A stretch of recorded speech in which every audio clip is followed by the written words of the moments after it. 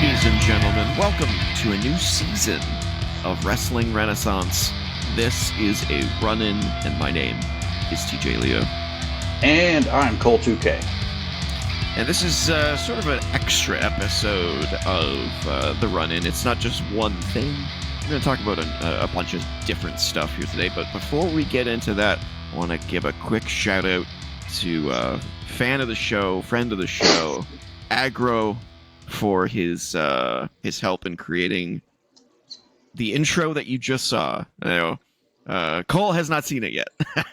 Oh, I have not seen it. You haven't seen it, haven't heard it, none of that. So you will first see it when this video goes live. But wanted to give Aggro a shout out for helping us out with that. Definitely appreciate that. We are also working on a slightly altered logo for Run In. I've had a few comments saying that it's hard to differentiate Wrestling Renaissance from Run In based on the thumbnail because the logos are so similar. So we're working on sort of an alternative logo for Run In. Not going to be hugely different, but enough to stand out a little bit more to differentiate from regular prediction episodes and results episodes. So thank you for all involved in that. But yeah, today's show is going to have a few things. We're going to have I don't want to say a brief look, but we're going to have a quicker than normal review of NXT Stand and Deliver, which was this past weekend, just before WrestleMania 41. We are going to break down the Raw after Mania, the biggest Raw of the year, as they say, and see kind of the aftermath of WrestleMania 41. Which we've already broken down, so if you haven't seen that video, make sure to go check that out. See if anything came true of what we thought might happen coming out of Mania. Exactly, yeah. And then we're also going to talk about The Rock's sort of now viral interview with Pat McAfee on the Pat McAfee show, which seems to be making its rounds, and well, I personally have a lot to say about it, so definitely want to get into that. And then we're going to do a quiz at the end because that's what we always do at the end of run-ins. So I'm stoked. There's lots of good stuff to talk about. I apologize for my voice if it sounds a little off. I'm very tired. It's been a busy week. I spent the morning raking, and then we went grocery shopping, and then I did like a 6-kilometer walk, and it's like 90 degrees Fahrenheit outside, and also my allergies are starting to kick in because it's so, it's that season, as it were. And my back hurts from holding this championship. Oh yeah, it's a heavy burden to bear. It is. I know. Quite the heavy burden. I am your longest reigning predictions champion after all. Although at the rate I'm going, you'll take that crown pretty quickly. We've got a few weeks until the next one. Yeah, it's not long till Backlash. 3 weeks. Yeah, less than that now. Jeez, it's crazy. All right, let's start with NXT Stand and Deliver. Things opened up. So I did not watch the pre-show match, which was the Fatal 4-Way Tag Team Elimination match. Gigi Dolan and Tatum Paxley won it. They are facing... well, we'll get into who they're facing later in the show. But they faced the Women's Tag Team Champions on NXT. Oh, they did them. Right, that's right. It was this week. It was Tuesday night. Yeah. So I didn't watch that match, so I can't really comment on it. I did watch the main show, though. Okay. Lots of thoughts here. First off, there was the NXT North American Championship. Ricky Saints, the champion, defending against Ethan Page. So this was my first time seeing Ricky Saints in NXT. I've seen Ethan Page numerous times before, and I think he was in TNA. Yeah, he was in TNA right before NXT, before coming over to NXT. Right before his jump, yeah. Yep. And then he has kind of jumped back over to TNA with the partnership in the last couple months.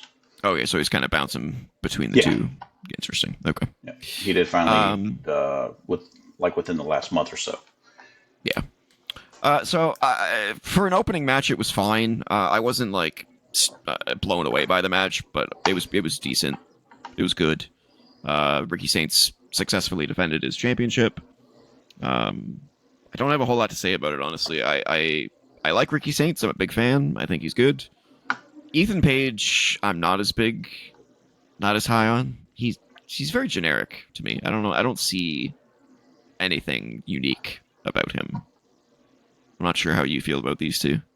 I mean, I think they're good for the mid card. Yeah. Going up to the main roster. I mean, biggest thing holding Ricky back is for main event, world titles, is his size for me. Yeah. Yeah, I agree. I think Ethan has the size. True. He can have really good matches, but I just don't see him as putting on great matches for the world title. He's good to have around, I would say, but I don't think he like stands out in any way. It's kind of like an LA Knight as far as match quality. I would compare Ricky Saints to LA Knight personally. I like the more charisma. I mean, yeah. As far as the charisma, it's LA Knight, but Ethan Page as far as like match quality. I mean, you're not going to get anything spectacular out of him, but you're not going to get anything bad from him. Yeah, exactly. Yeah, he's kind of just middle of the road, which is not usually a good thing in WWE. Usually, if you from a match quality standpoint, if you're just coasting, if you don't have the charisma to back it up, you're probably gonna not last very long. It's very Miz.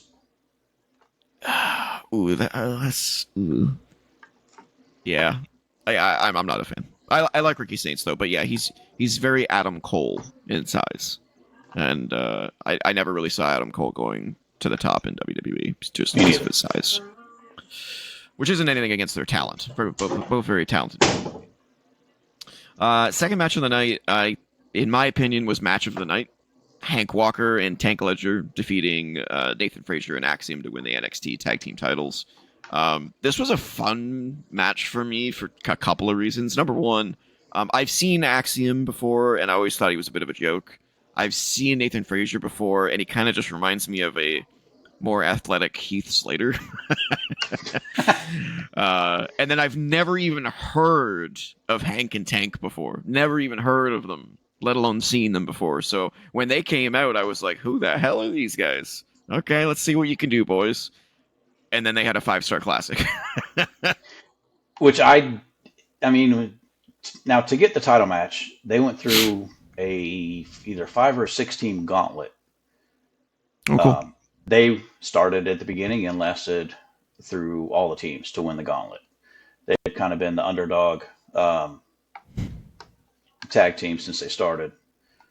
You know, they're not, of course, the best in ring, but they've gotten over with the people in the performance center. Yep, Hank and Tank. I thought they were great in the ring. I thought they had a fantastic match. Yeah. Now I don't know how much of that was being carried by Fraxium, but Fraxium's so good. Fraxium's really good. I think Fraxium is going to have a significant problem on the main roster if they're getting bumped up. I don't think they're going to get over.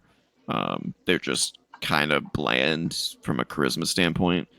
Both of them just scream wrestler to me, and that's it. Just AEW style, like, hey, we can put on a banger, but I don't know how much of a story they can tell. I don't see much character in them. I just think they're going to flounder on the main roster. They should stay in NXT, in my opinion. I mean, yeah. I mean, they'll have great matches with Motor City Machine Guns. They could, yeah. I'm sure DIY. If they're booked properly. I mean, in ring, sure. You can have a match with no build and have a great match. That's what AEW does. But, for people to care about it, it's not really going to happen too much on the main roster. And we've seen that's been a huge problem for the tag team division on the main roster. I mean, look at the Motor City Machine Guns and DIY. Yeah, that was dead audience. And then New Day and Poor Raiders at Mania, dead audience. They got to make people care, and I just don't think Nathan Frazier and Axiom are that. I just don't think they're that. Right. I think they're very much made for the NXT crowd, or the audience that NXT brings.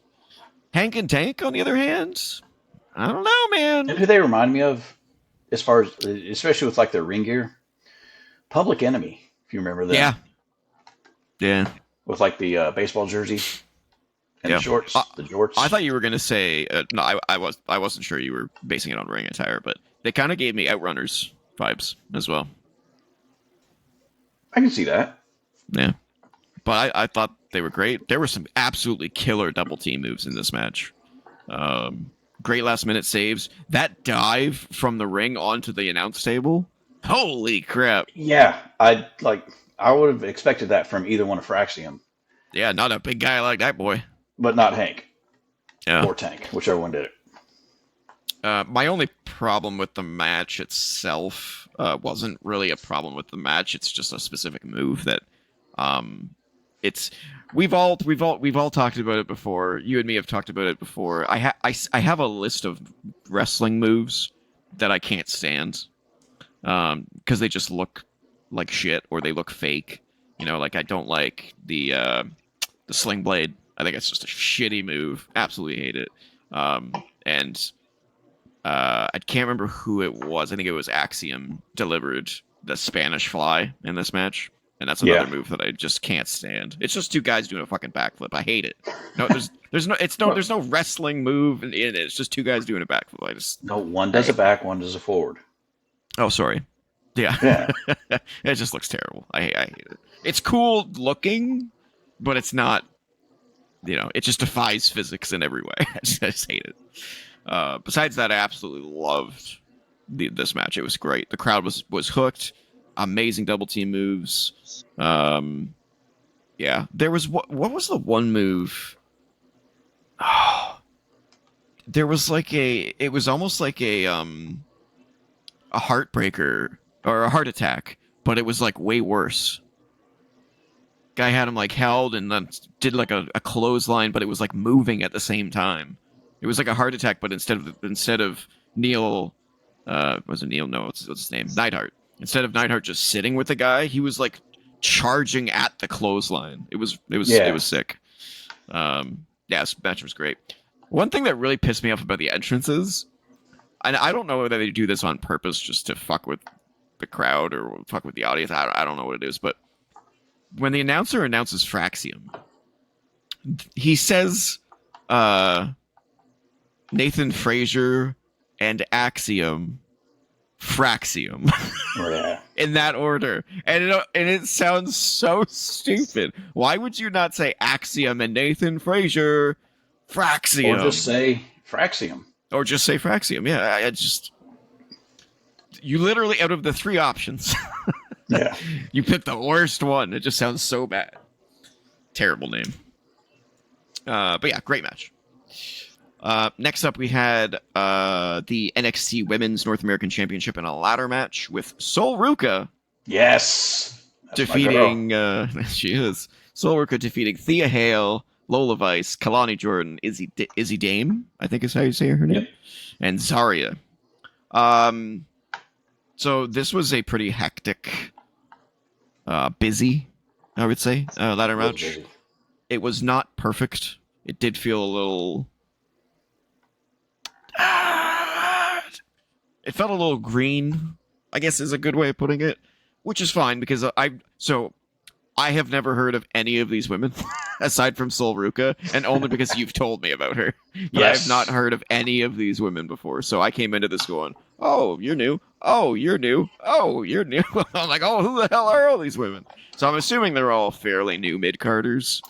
I will say that for me, just having watched this match, again, I have zero experience watching any of these women. For me, watching this match, I had one that was super disappointing, and one that blew me away. Can you guess who those two were? Probably Zarya blew you away. Zara would be my guess. Yes, you are correct. She's a beast. I love her. Of those 6, she's the one that has the most previous experience. in wrestling. It shows. It Yeah, shows. She was very crisp. Yep, She was great. she's from Australia. Of course, she's kind of being compared to Rhea. Rhea. Just the size, strength, the look. Yeah, she's got a great look. Yeah. All the others were, I'm pretty sure, part of the NIL.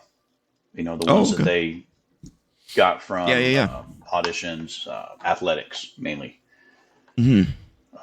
Saul was gymnastics, tumbling. That was her big thing. Surfing. She's big in surfing. Sol Ruka. Yep. Yeah. I like Sol Ruka's look. She looks cool. Yep. Hate her music. Can't stand her music. As a goat. That is atrocious. It's just a surfer theme. It's like Beach Boys. It's terrible. But no, who do you think was my I don't want to say my biggest disappointment because I had no expectations out of anybody, but the one that I just I would say she was a close second for me that I didn't like. Kalani. Yeah. Okay. Yeah, a lot of her moves were hesitant. She kind of did like a stutter a lot, and some of her moves just didn't hit, didn't get the slam correct, or didn't get the sound correct, or didn't get wasn't great. The timing was off consistently with her. Again, though, my expectations have to be fairly low. It is NXT. This is a 6-woman ladder match. These are fairly new wrestlers, so I'm not shitting on her by any means, but I think she needs a lot of work.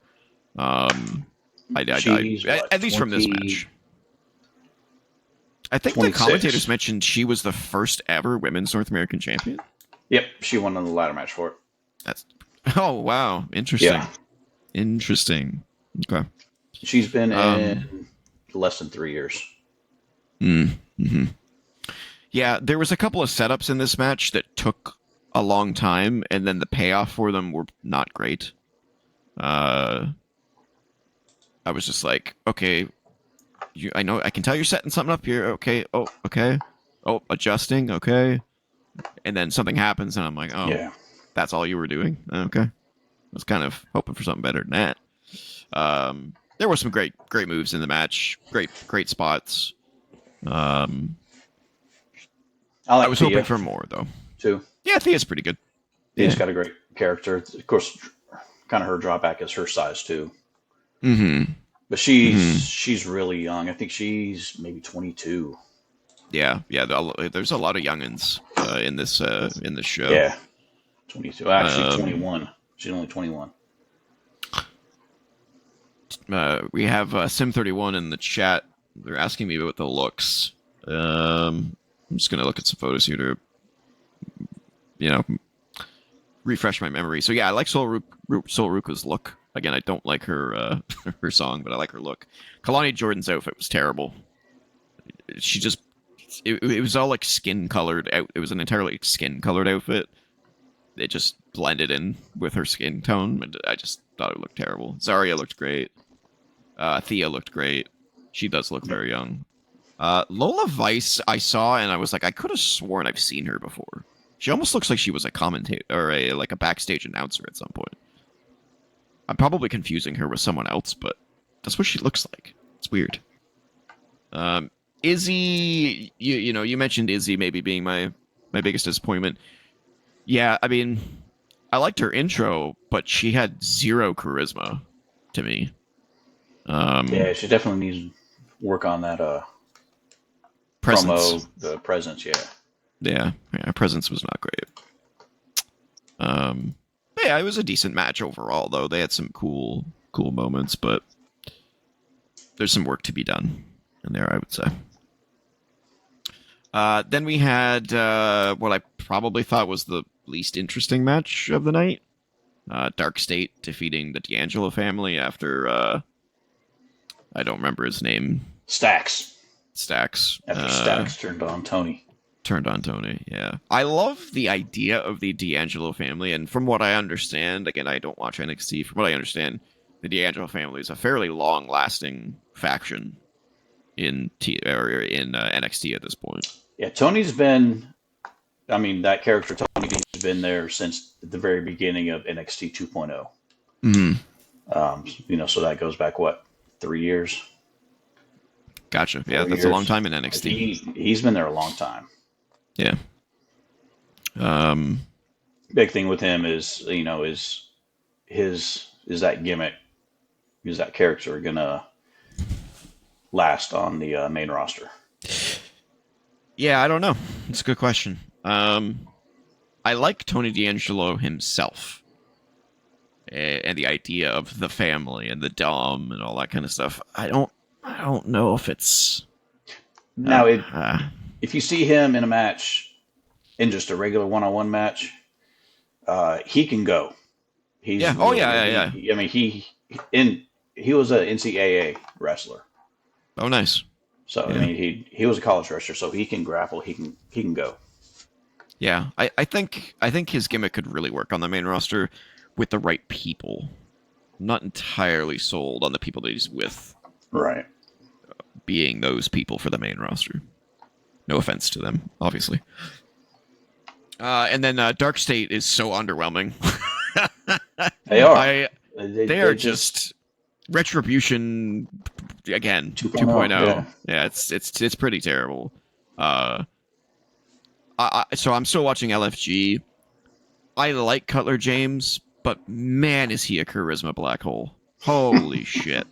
Like, he from a physical standpoint, he is like a create a wrestler from a wrestling video game. He's like your basic wrestling stereotype. Wrestler number 5. Yeah, exactly. And in the ring, he's actually not terrible. He's actually pretty good. But holy shit. I mean, we thought Karrion Kross was a charisma black hole. This guy's just like...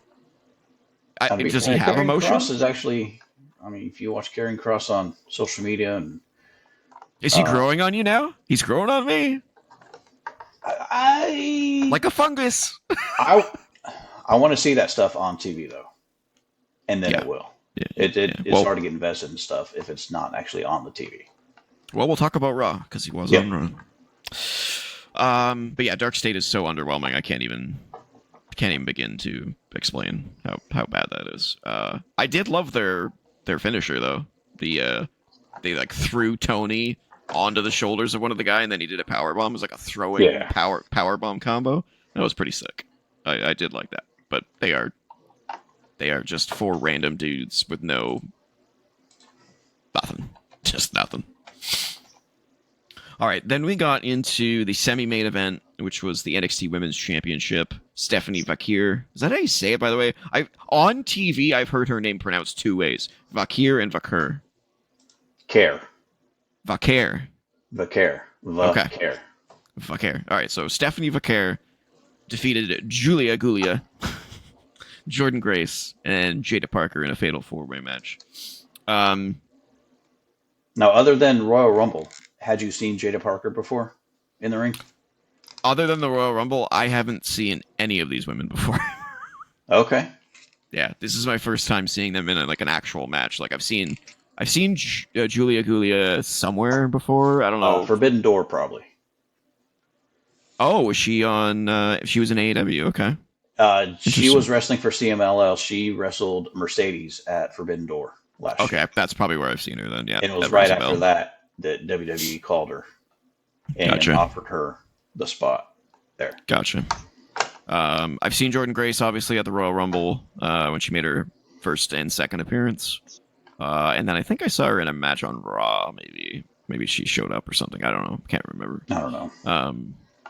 Stephanie Vakir, I've heard of. I've seen her in the Rumble.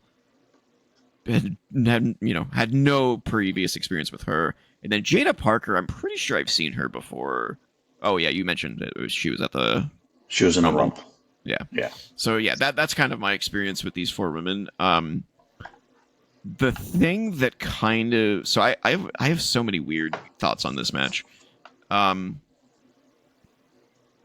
So first of all, I've never heard any of these women talk. until this show when they showed the video package and stuff. Mm-hmm. Stephanie Vaquer. I didn't know she had a huge accent and sort of an English language barrier. Yeah, She talks okay, she does. but there's definitely like a barrier there for sure. Same thing with Julia. Yep, She's got a bit of a one too.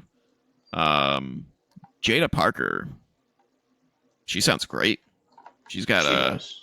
she's got a She don't go there, has. girlfriend. I mean, she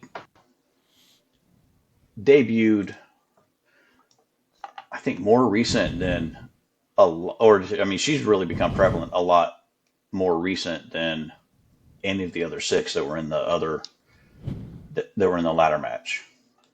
Mm-hmm. She's really progressed really fast. Yeah, she's very cool. I liked her a lot.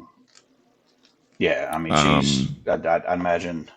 I mean, it's probably not a coincidence that these four were in the Rumble and then these four were going for the championship now. yeah, no, not at all. I can't imagine the four of them lasting a whole lot longer In NXT, in NXT. Yeah, yeah. especially when we talk about Raw in a little bit. Yeah. Stephanie Vaquer. It's just gonna take a while to get there. Love her entrance. Julia, I think still needs work on the persona character type in terms of differentiating her from Asuka. I think I still get huge Asuka vibes from her. A little bit, yeah. Jordan Grace is she's like the 10th wonder of the world. There's something special about her. I absolutely hate her music though. Her entrance theme sucks. It sounds so basic. So what you're saying is she needs to be Def Rebelled. Oh God. I've been meaning to bring that up. We're almost in May 2025. When is the goddamn Def Rebel contract over? No idea. Holy shit! Get rid of these friggin' dumbasses. They suck. No, because then they might have to give Solo a new theme. I hope, God. I hope not. Jeez. And Jacob. I'm taking it. Oh, like it's so good. Yeah. Yeah, and then Jada Parker's great too. Great. But yeah, this match was pretty good. There was definitely Fatal 4-Ways are really tough. So there was a couple of like missteps and a couple of pauses here and there, but overall I thought it was a really good match. There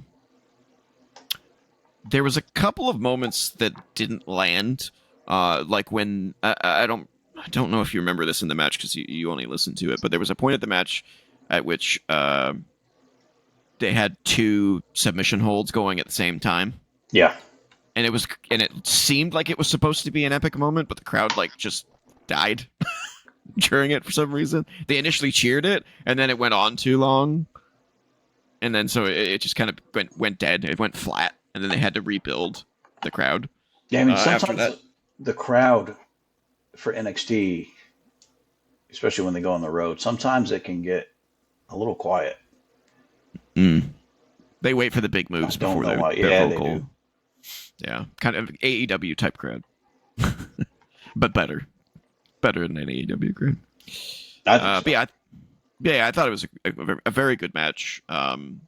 Again, just like the women's ladder match, I thought it wasn't perfect. We've seen a perfect women's match before, just a week ago at WrestleMania. That triple threat, definitely one of the best women's matches I've ever seen. Yep. So there's levels, and especially when you come off one of the best women's matches that you've ever seen, you see these and you're like, they were good. Yeah. They were no 5-star classic, but they were great. Yeah. For what they were. I do believe though that those four are like the new 4 horsewomen. Like those are going to be big names. I think so. Yeah. The thing, I don't know if it'll necessarily hold her back. Jordan is just how long she's been wrestling. her age, I guess. I mean, she's only 29. Wow. Yeah. Yeah. I thought she was a little bit older. The women in WWE we're kind of finding like a new. We don't have enough experience. Like the women's division doesn't have enough experience to figure out how long their careers are going to last. You know what I'm saying? Yeah. Because up until recently, the women were like retiring early, like real early. Like Trish retired like at the top of her game, basically. She was like, "Yeah, I've done everything. I'm good. I'm leaving." Yeah, I She mean, came and back, but and the thing with the women, especially too, is say decide they want to have kids. yeah, that's right too. Which is nice that the WWE's like working around that now. Yep. They're trying to because they want to keep them, right? They're like, yeah, I mean, if you want to have kids, that's fine. You can go away for a little bit, but we'll bring you back. Bring you back whenever you Although want. in some scenarios like Carmella, maybe we don't bring you back. Or then sometimes they decide they don't want to. Yeah. Which, certainly I don't blame them. That's the risk you take. I think that is a fair assessment. Some people are like, oh, you can't count that against a woman. Nope. But I think you can. If a woman decides, that just like if a man decided that he wants to stay home and raise his kids, that's a decision that they're making. And you risk, especially in this industry or in the entertainment industry as well. Any actors likely go through the same thing as well. If you suddenly take off a year or two or more because you want to raise kids, it's no different than if you wanted to take a year or two off to try the NFL or UFC. Yeah. You're risking the company no longer having interest in you. You're risking the crowd no longer being interested in you. So I think it's a fair trade-off that if you decide to go that route, that you might not be coming back. It's your risk to take, I think, is the best way to put it. Now, I'm not saying that should be counted against them specifically. I think it's exactly the same as any of those situations. You take time off, that's a risk. That's just the way it is. But yeah, it'll be interesting to see the longevity of the women versus the men. Because Charlotte's, I don't know, how old is Charlotte now? 38? Because you got to think that she's getting close to being done, right? But 38's young in terms of men. She just turned 39. Yep. 39, yeah. So like, if she has the longevity of a male wrestler, she could have another 11 years. I don't know. Although, I don't want to talk too much about women and their the what do they call it? The biological clock. But if you retire at 50, you might not be having kids. You're in the danger zone, as they say. I can't remember the exact name of the type of pregnancy. Not high risk, but I don't know. Yeah. I know what you mean. There's a name for it, right?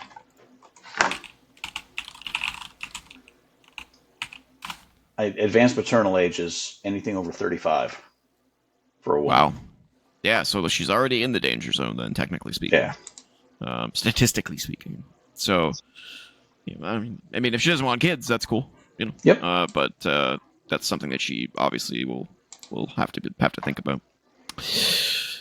I don't know how we got into this conversation, but yeah, it is just interesting to see Just how talking long about those. Yeah, just the longevity of their potential women's main careers roster versus career. Yeah.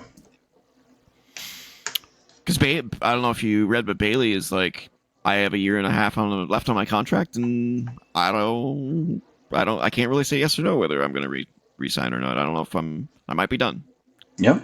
She's starting to feel like she's done everything, and she kind of has. She's won the Royal Rumble. She's won every title. Won at WrestleMania. Yeah, she's won at WrestleMania. That's like what is there left to do, right? Okay. You We can talked choose your enough about that.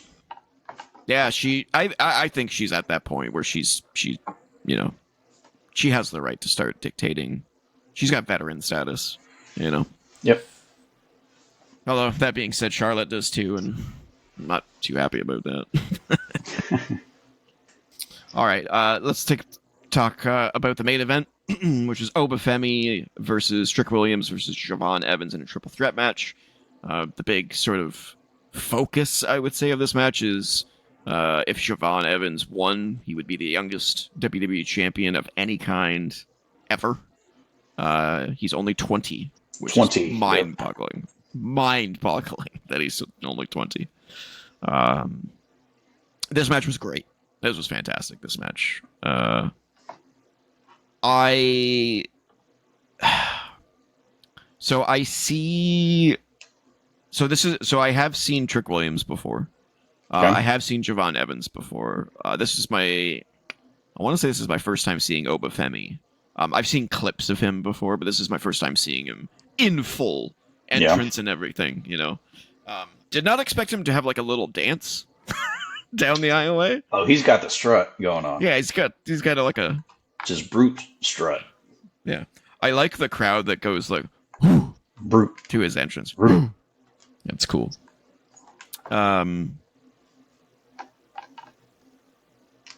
Javon is insanely athletic. Yes, he is. Almost in the first 30 seconds of the match, he did like a springboard from the middle rope, and he must have caught like 25 feet in the air. It was insane. He's a very light dude, though. He's a skinny one. He's a skinny mini. But he's tall. So back in October, after NXT first went from USA to their network CW now, they did a show in Chicago, and then they did a show in St. Louis. Okay. In that show in St. Louis, Javon had a match with Randy Orton Oh, wow. on NXT. Randy Orton went to NXT? Randy Orton went to NXT to appear in St. Louis. Interesting. Okay. They had a really good match. Wow. If you want to go back and take a look, I would recommend it to see how he would compare against someone like Randy as far as his size. Oh, so is he fairly tall? Like I think he's comparative? 6 feet. He's a that's tall, pretty skinny short. kid. 6 feet's pretty short for some of the more beastly Drew McIntyres and Randy Ortons, though. 6'1". Yeah, so he's tall. He's definitely not short, but he's not going to stand up against a Randy Orton height wise. But obviously that's not important because he's so athletic.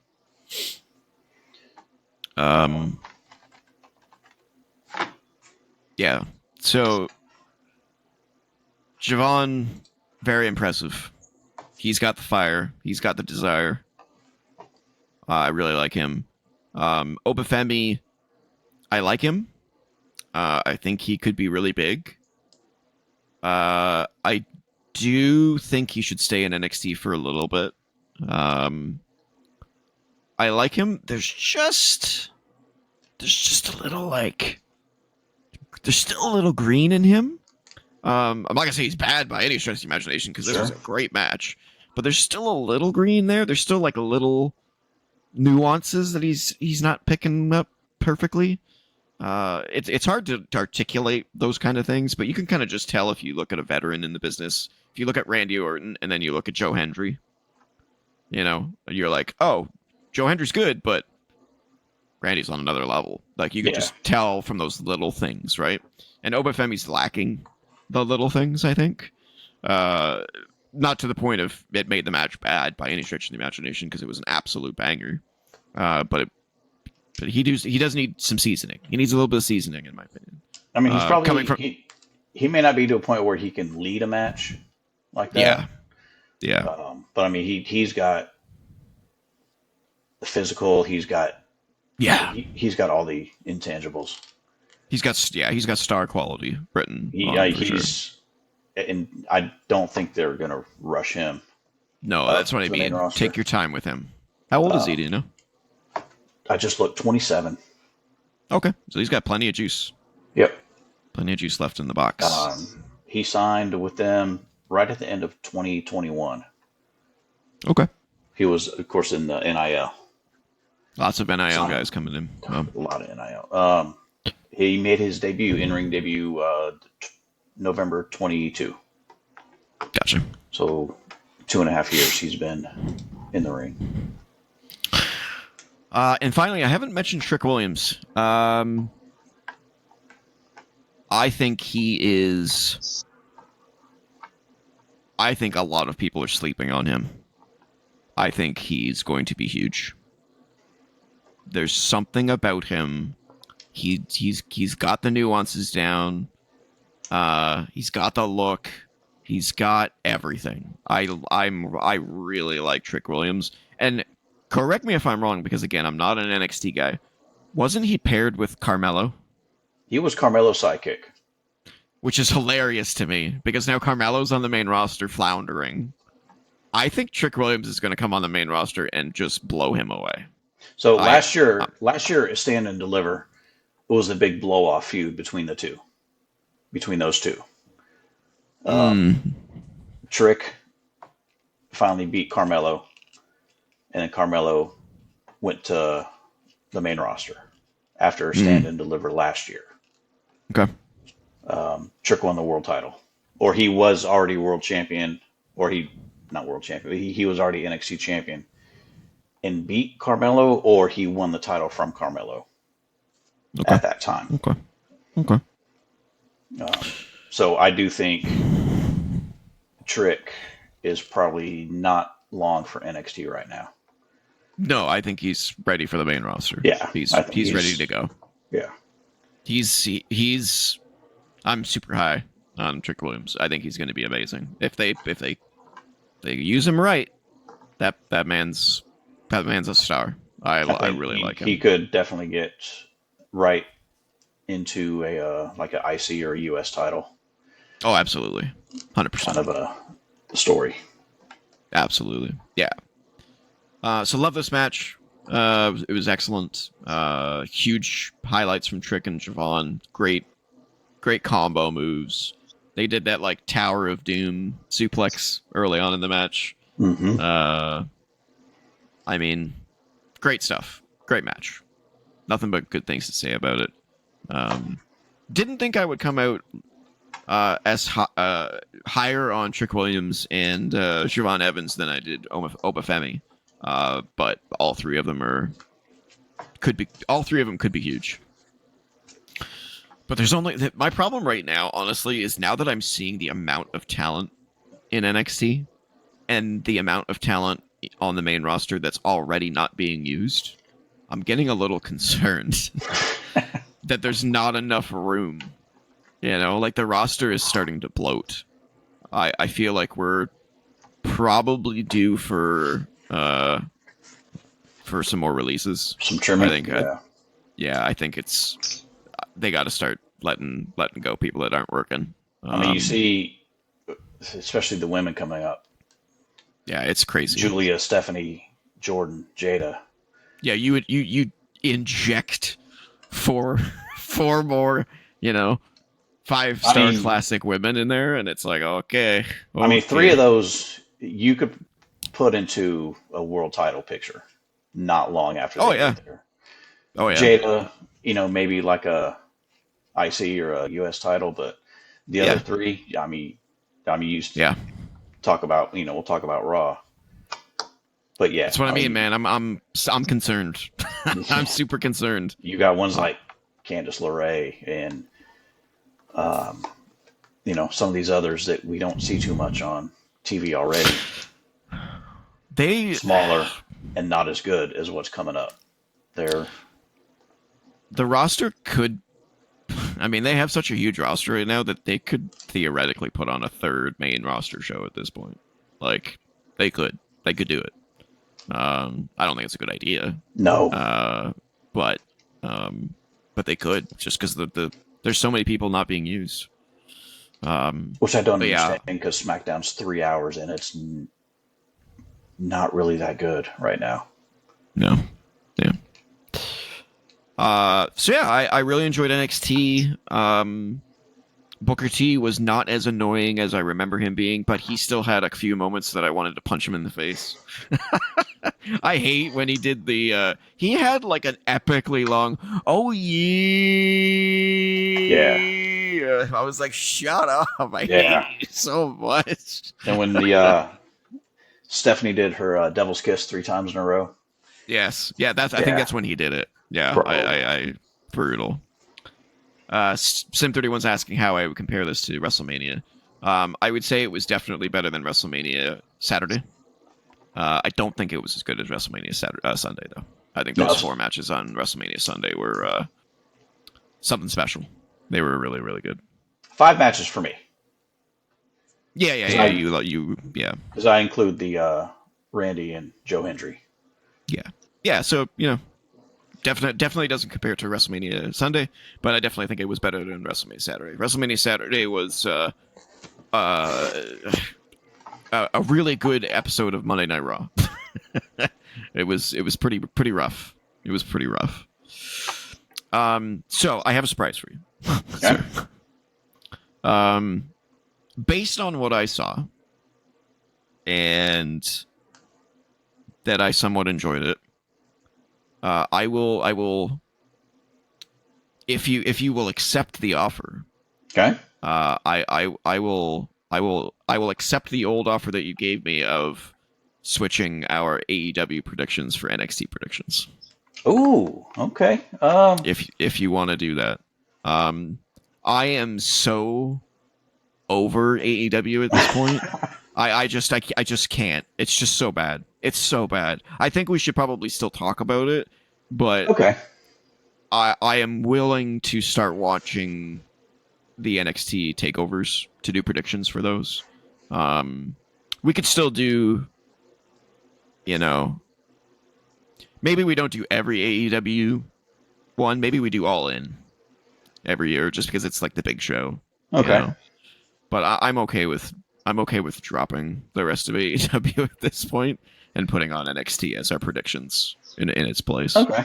Yeah. Yeah. We'd definitely figure something out. Because Okay. I know NXT does, I think maybe about 6 of them. I mean, Yeah. they don't do one every month like Yeah. WWE.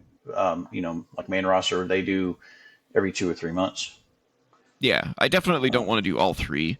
Yeah. Because there's just too many, and then we won't have time for these types of run-in episodes. But I think it would be cool to do the NXT takeovers, and I think it would be cool to do,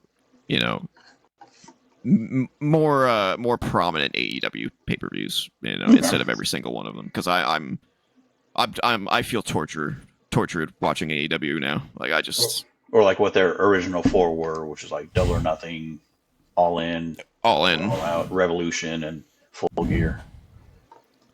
Maybe something Yeah. like that. Yeah, we'll see how their pay-per-view schedule goes moving forward, but I'm Figure okay something out. with dealing with Booker. He's not as bad as he used to be. He's improved.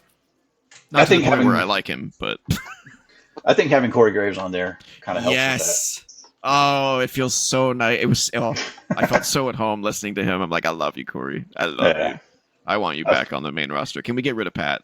That's- Now that I've heard Corey, I just want to get rid of Pat. I like Pat, but Corey's just Well, so we can much talk better. about that too. We can talk about that. Which is up next. We're going to Nice. talk about the Raw after Mania. So let's get into that. Let me switch over my screen here, and we're going to talk about We got him the converted, fallout Sim. here. Yes, it's officially happened. I don't think I'll watch NXT on a weekly basis. That's too much Booker T for me. But I'll watch the pay-per-views. All right, so Raw kicked off with John Cena coming out with his all black, no pomp and circumstance entrance again. So if they're keeping him in the same outfit and the same music, having the black is good. I would rather he just comes out to no music at this point. Sure. Just walk out with the John Cena logo. But it's not Yeah. even John Cena logo. It's like John Cena and Times New Roman. Yeah. I would rather they just do that. That would be cool. He also when he got to the ring, he told Mark Nash, who was announcing for some reason. I'm guessing it was to give Alicia Taylor the night off Must have since she been. worked WrestleMania all weekend. By the way, Mark Nash, fucking fantastic. He's amazing. I love him. He is good. I prefer him to Alicia Taylor, honestly. I really like him. Interesting. So he's great. Yeah, he's great. So Cena asked Mark Nash to reintroduce him, this time as the greatest of all time. I The like Never Seen 17, which I do like that. The Never Seen 17. The last real champion, John Cena. Fans cheered, though. So he's still not doing his job as a heel. I remember at one point, he did like a promo against somebody. I can't remember who it was. He's had so many good promos with people, but he called out someone for not doing his job. And he wasn't getting booed or he wasn't getting cheered. And I'm like, I don't know, man. Cena, you're not doing your job. They're not booing you. You know?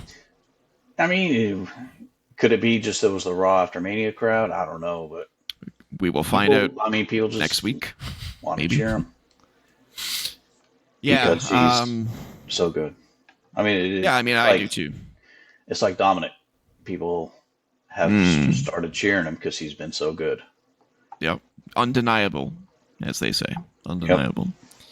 So Cena got on the mic and called out fans for being abusive, only to cheer for him without apologizing. He acknowledged the Raw After Mania crowd was trying to hijack the show. Fans started chanting, "We are sorry." We aren't sorry. No, they were chanting, "We are sorry," and Cena turned it around. Yeah, Cena turned it around and was like, "Yeah, you're not sorry. We aren't sorry." You know, he was translating, but it wasn't what they were saying. It was so good. It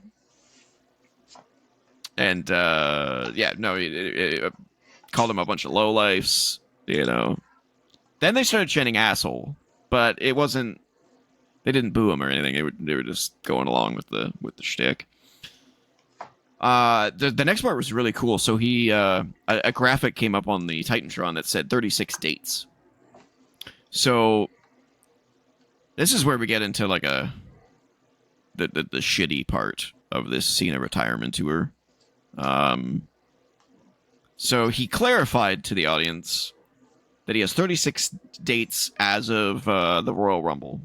That's how many dates he had left in the year in his retirement tour. 36 dates. As of January 1 this year. Oh, that's right. As of Raw on Netflix, he had the debut of Raw on Netflix. He had 36 dates. And then he clarified that doesn't mean matches. And I was like, oh, really, guys? Okay. Yeah. So what are you gonna have, like 2 matches all year for your fucking retirement tour? Great. Well, we've had 3 already. Yeah, he's had 3. Wait, 3? Oh yeah, 3. Yeah, you're right. And then he started counting down all the cities that he's been to since January 1st, and the number on the Titantron kept dropping as he announced those. So there's now only 27 dates left for him to appear. Again, not matches. 27 dates for him to appear on TV. The line that I liked that he said was, "You guys say I can't wrestle. I don't have to. All I have to do is show up." Yeah. I don't even need to wrestle. Yeah.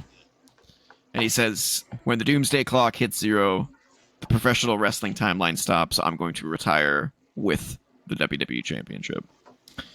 So I liked this. I like this idea of him doing this. I do think that it gives away the story a little bit. So there is basically a 0% chance that he's going to lose the title until the last date. There's no way he's losing the title until the last date. There's just no way. It's all a work anyway, though, right? Oh, yeah, we'll get into that. But yeah, I liked it, but it also kind of like exposed the story a little bit. I'm like, oh, okay, so there's really no point in watching any of Cena's matches that are left until he gets to the last date, because they're going to continue that shtick up until the last date.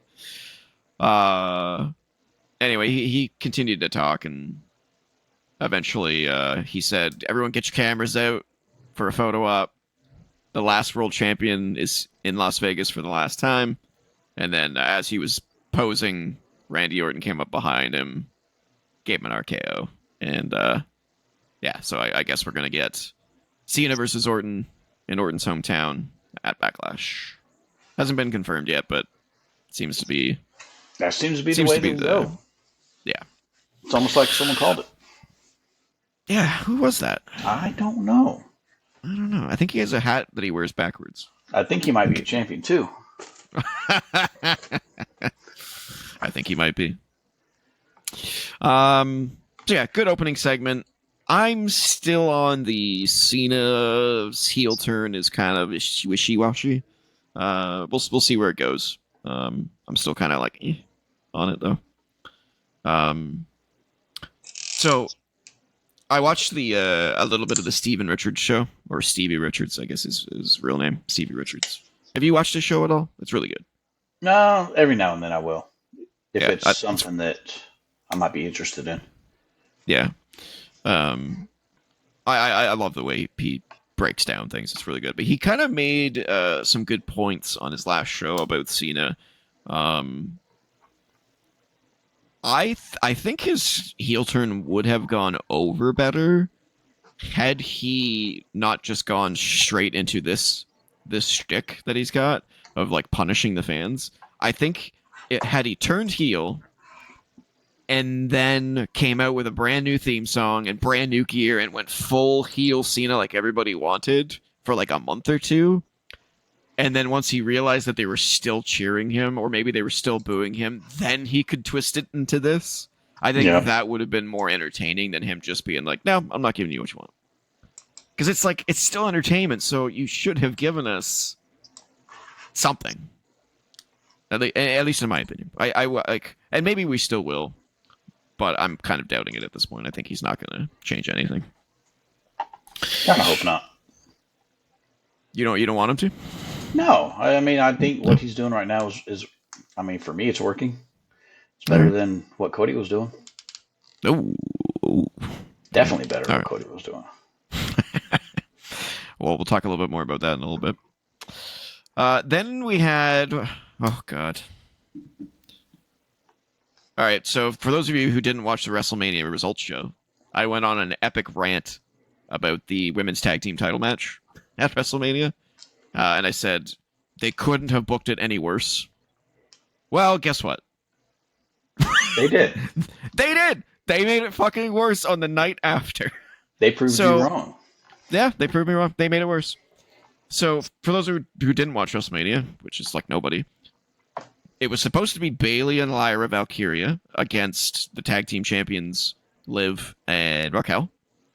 But for whatever reason, Bayley gets attacked by, quote, somebody. We don't know who. Gee, I wonder who it could possibly be. And Becky Lynch takes her place. Becky and Lyra beat Liv and Raquel for the tag team championships. And then Monday night on Raw, the night after, they have a rematch. And Liv and Raquel win the titles back. Just so that Becky can turn on Lyra and go heel. Yes. Wow, is that stupid?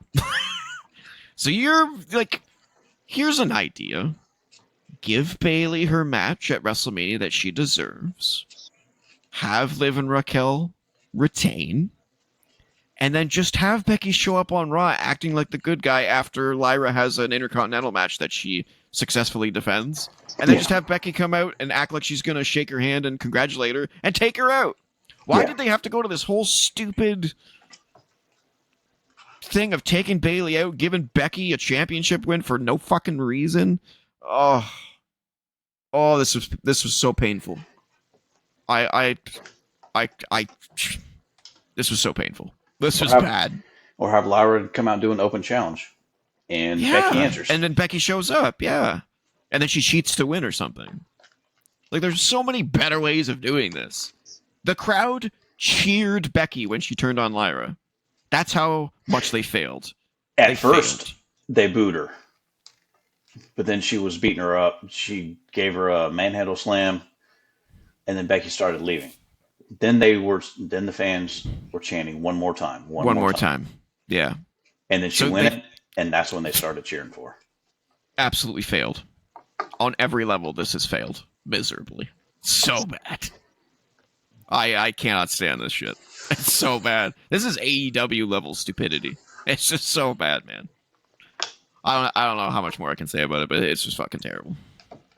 Absolutely terrible. And then the next segment. This one was also fucking baffling. For a couple of reasons. So the New Day came out, did their whole heel shtick promo. Bow down to your new WWE World Tag Yeah. Team Champions.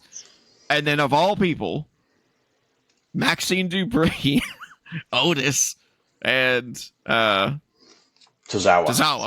Yeah, I always forget his name. Tozawa come out, and we're about to get an impromptu tag team championship match when Rusev makes his WWE return. Yeah. To interfere in the tag team championship, Just to return and just to be there. Everybody. Yeah. So you once again make the tag team division look like shit. Yeah. What else is new? And Rusev comes back and everyone's like, "Yay, it's Rusev." Oh, he doesn't have his Rusev Day gimmick. Oh, right, he can't have Aiden English here. Oh, he's just another generic Rusev. And I did not realize it's been 5 years since he was in WWE. Since he was gone. Yep. Since he last appeared in WWE. Wow. Yeah, I mean, he got a good pop. People cheered him, which I don't think is what they were going for. Because he beat up Otis. So I'm assuming they were not supposed to cheer him. Right. I will say, though, Rusev looks jacked as fuck. He does. Holy shit, does he look good. Great music, too. He had a revamped Rusev song. It was pretty cool.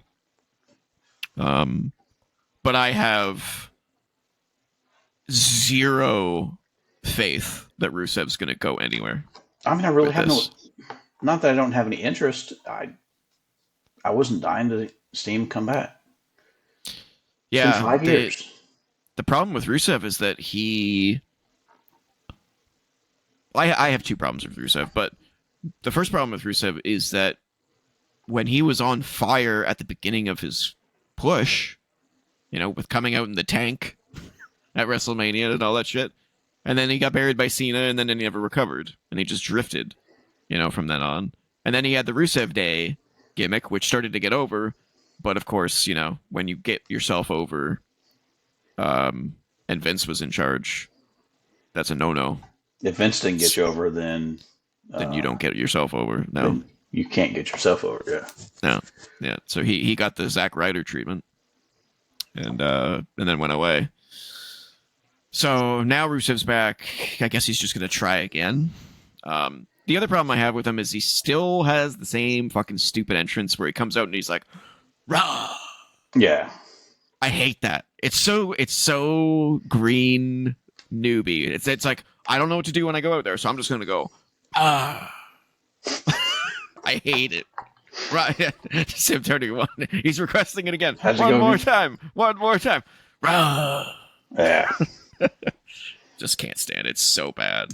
Like, just walk out like you're a fucking badass, dude. You look like a badass. You don't need to go raw. Just like when Braun Strowman does his roar. You don't need to do that. You're already a monster. You don't need to convince me that you're a beast. I think even Stone Cold himself has said on the podcast, he's like, you guys don't need to roar. You don't need to do that shit. Stop doing that. When the women do it, it's even worse. But just stop doing that. But anyway, Rusev looks like a badass. I hope he does well. But at the moment, I have absolutely no faith that he's going to go anywhere. Who's he going to feud with? What you know? right? What's he going to have a Otis. feud with? Okay, he'll squash Otis, and then what? Yeah, I don't You know. know, do you put him in? I mean, if he's going to be on Raw, do you IC title? That's what I thought. I'm assuming that's where he's going to go, is in the IC title. He'll probably be the one to take it away from Dom. Dominic. Yeah, which we'll get into as well. Then we had a sort of what I thought was a strange segment. Stephanie Vaquer, got it right that time, interrupted Io Sky having a sort of a victory celebration in the ring. Yep. Which is never a great idea. She's not great on the mic. Keep it short, to the point. But yeah, Stephanie. I do like that they're trying with her. Yeah, it's good that she's actually talking. Just don't do it for too long. Because the crowd really does love her. Yeah. Yeah, he was very, very over. Io was over in a way that Asuka never got over. You know what I'm saying? Like, Yep. Asuka was over, but she was over as like a monster. Right. Whereas Io's kind of over as like an individual, But yeah, Stephanie Vaquer interrupted her and said, she wants to fight the best. She wants to fight the best, and Io's the best because she's a champion. Yeah, and for maybe the first time in WWE history, the GM interrupted and didn't say no to the match. He was like, "Yeah, let's go, let's do the match," and everyone was like, "Oh, that never happens." Yeah, the fans want to see it. Hell, I want to see it. It's official. It's official. Yeah, very cool. So they had a match. It was going very well up until a returning Roxanne Perez interrupted and caused a disqualification. And then for some reason, we then got Julia Gulia hitting the ring as well. Yep. Who turned heel and aligned with Perez, I guess. Yeah, I mean, she's kind of when she finally returned, like 2 weeks ago in NXT, she had kind of a heel-ish persona. Okay. Yeah, Julia doesn't strike me as like a face. She strikes me as more of a heel for sure. Vaquer. That's always Julia Gulia and Vaquer. Vaquer. I think Vaquer is probably one of those people that's probably never going to get booed. No, probably not. She's really over. And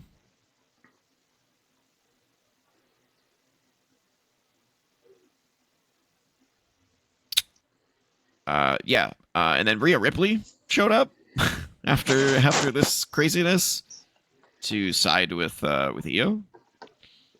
So I don't really know where this is going because that's 5 people involved in that segment. Well, Roxanne came out because Tuesday and NXT, her and Stephanie were having a match for the title. Yeah, did Vaquer win? Yes. Okay. So then that means we have. Okay, so Julia Gulia, was she involved in that match? No. Weird. I'm thinking maybe that's just maybe an introduction for her On the main roster. On the main roster. Yeah, just show up and say hi. Yeah. So we don't really know where Io's going with her title win. We really don't know where Ripley's going. Her and Rhea kind of looked at each other like maybe they're going to go with that again. Maybe one-on-one. Yeah. Again. I mean, I don't mind seeing them in a final, as long as it's a final match, but yeah, as long as it's fun. I mean, 3 weeks is not a lot of time to build up for a pay-per-view, or a PLE. Then we had what I thought was kind of a pointless segment. Jey Uso came out, celebrated his world title win, lots of eating, and then Sammy interrupted to come out, and everyone was like, "Oh, this could be bad." and nothing happened. Sane just congratulated him and celebrated with him. And then Jimmy came out, and everyone was like, "Oh, what? Oh, what? What's gonna happen?" And then nothing happened. And they all three just celebrated together, and it was just like a There was a feel-good moment where Jay was up in the corner. Yes. And Sammy was waiting for him to get down. Yep. And it looked like something was going It to did. happen. The crowd even. The crowd reacted, yeah. The crowd was reacting like something was going to happen.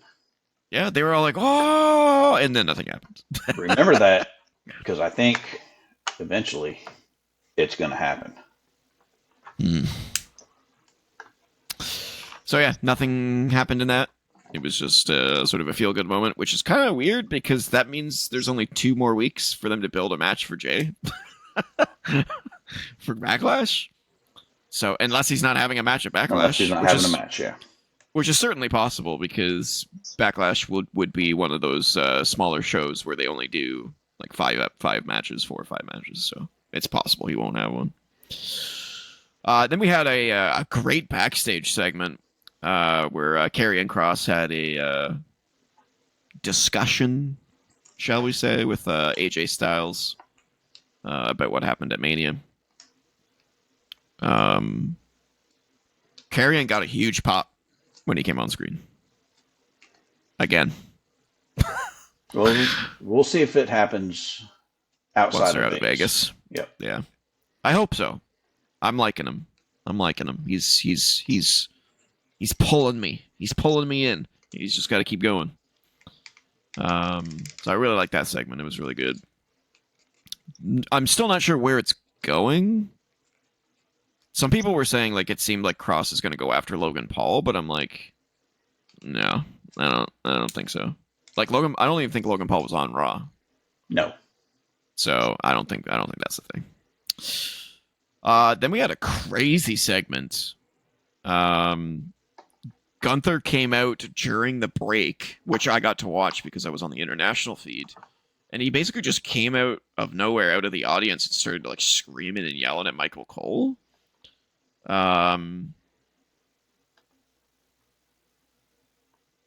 Which I don't quite understand. I guess because of the way that Cole's been talking about Gunther on commentary. Yeah. That's what Gunther's pissed about. So Gunther like was basically threatening Cole. I think they meant to have Cole's mic being distributed to the arena, and it didn't work. So the crowd was not really hearing what was going on. But at the very last second before Gunther attacked Cole, Cole was like, I mean, you tapped out. And I'm like, holy shit. Cole never stands up to people. What was that shit? And then, Gunther put Cole in a rear naked choke. Pat McAfee came and saved him. And then Gunther dropped Cole and then went after McAfee and choked him out. He wrenched it in really good, too. A couple times. The timing on... I hated this. This is the only part I didn't like about this segment, was McAfee's crew from the show was in the crowd, and they jumped the barrier and tried coming after Gunther, which I thought was hilarious. Stupid, but hilarious. But they came out too early, so no one really understood what was going on for a few seconds. They were like, wait, what? Why are the refs holding back people? Who are these people? And then it was like, oh, it's McAfee's boys. Okay, yeah. That makes sense. So then we had this really long, stretched out segment where McAfee was brought, like, sort of slowly made his way to the back, to the medical area as he's, like, catching his breath. And then Adam Pearce was, like, talking to Michael Cole and was like, okay, take the night off. We'll find someone else to do commentary. And Cole was like, no, I'm not going to let that bully prevent me from going out on and doing the Raw after Mania.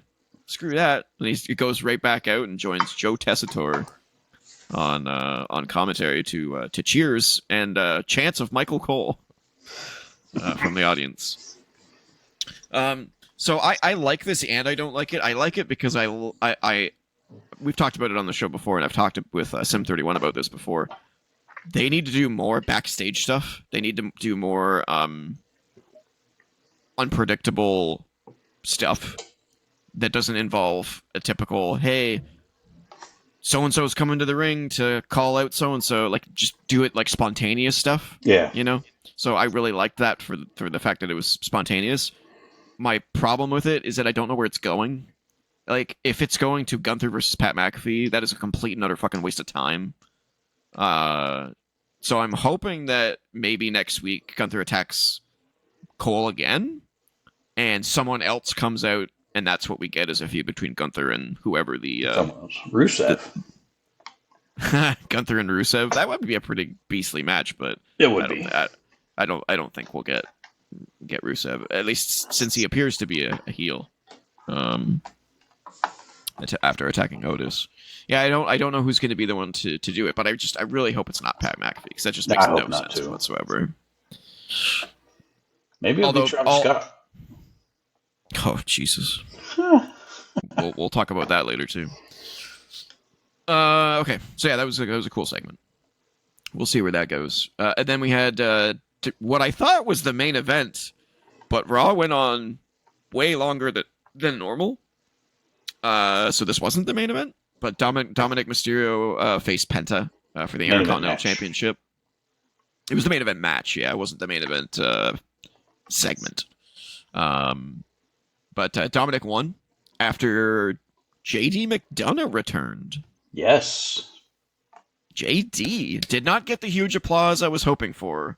You know, I thought he was going to get a really big pop after his epic crash and burn. Yes. A month or two back, but he didn't get it, which is a little sad. I feel a little bit bad for him. Because I couldn't believe he finished that match. He had cracked ribs and a dislocated something. Can't remember what it was. A punctured lung. Yeah, punctured lung. That was it. Yeah, punctured lung and cracked ribs, and he finished the fucking match.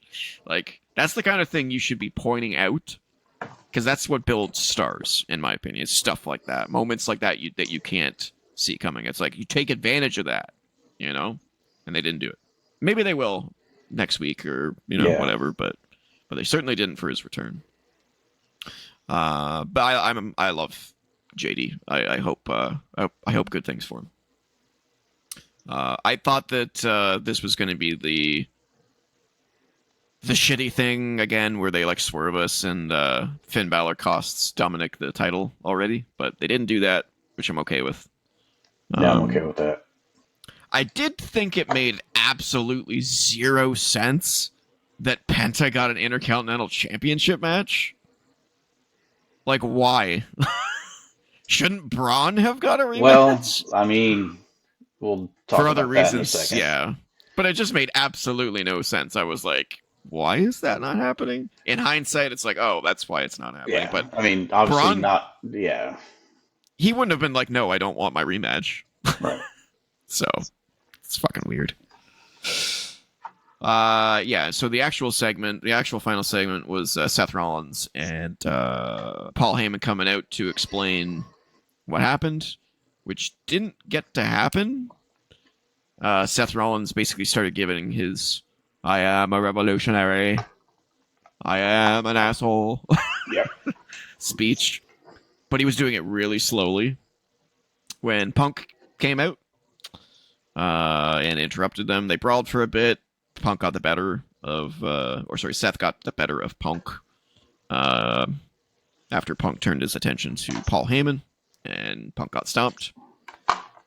And then Heyman introduced Seth Rollins, which was really bad in my opinion.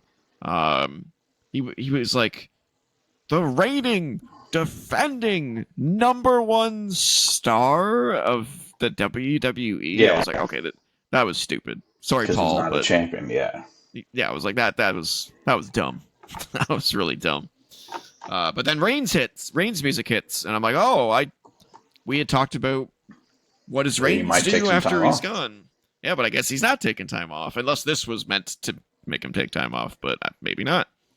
So they battled a little bit, and then Reigns went for a spear and was intercepted by Intercepted by a Seth missile. Rollins by an ICBM known as Braun Breaker, who has now joined forces with Seth Rollins and Paul Heyman. And then Breaker put Reigns through the barricade with a spear, I believe. With that super spear that you wanted at Mania. I still wouldn't say any of these were like super spears. You know, they were great. Don't get me wrong. He's still got the best spear in the business, but I'm talking like a high speed fucking locomotive, take you out of your shoes spear. You know. So with that, Which you I'm sure think we're he's going to saving. get Punk and Roman against Seth and Braun? That's what it seems like they're going to do at Backlash. Um, I don't. Again, I'm still very confused about where this is going. Like, it feels like this whole feud is missing a title. It Like, I just does. feel like it just feels like it would make 10 times more sense if someone in here had the World Heavyweight Championship. It feels so weird not having a title. It's basically just a bunch of grown men arguing with each other.